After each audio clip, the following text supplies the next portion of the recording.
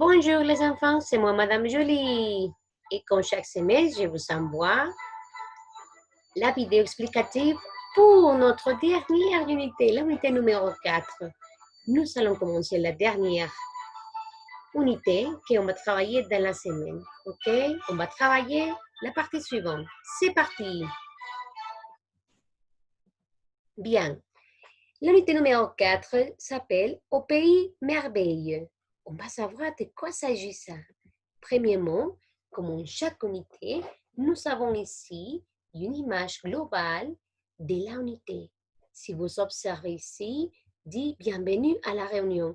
Ça veut dire que les enfants de l'école, ils sont déjà arrivés à la réunion.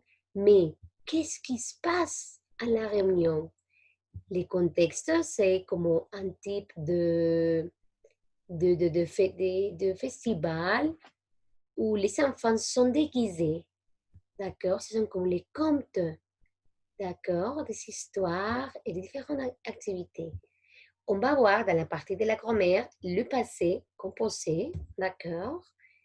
Et on va voir aussi la description, mais pas la description physique. Autre type de description selon les contes. Bien, comme toujours, je vous présente les pages qu'on va travailler et dans ces parties, nous avons travaillé la partie orale. Ça veut dire qu'on va écouter un enregistrement et on va faire les activités proposées par les livres. Finalement, on va continuer avec les activités proposées. On va connaître aussi comment est-ce qu'on peut raconter une histoire, d'accord? Des connecteurs logiques. Ici, nous avons finalement, d'abord, puis, finalement, finalmente, d'abord, empezando, puis, c'est une synonyme de après. D'accord? Nous allons connaître ici, nous avons ici trois types de verbes qui sont au passé. On va voir ça pour la prochaine classe. Après, nous avons ici les différents connecteurs logiques qui vont nous aider a former des phrases. D'abord, al inicio, après, después, ensuite, enseguida, puis. C'est un synonyme d'après, mais la différence, c'est immédiatement, c'est puis. Et finalement, c'est pour finaliser une histoire. Et bon, comment est-ce qu'on va former une histoire? Rappelez-vous que quand on forme une histoire, on doit parler au passé, d'accord? On a déjà travaillé un peu sur le passé, mais on va faire un renforcement de ça, d'accord? Pendant la classe dessous.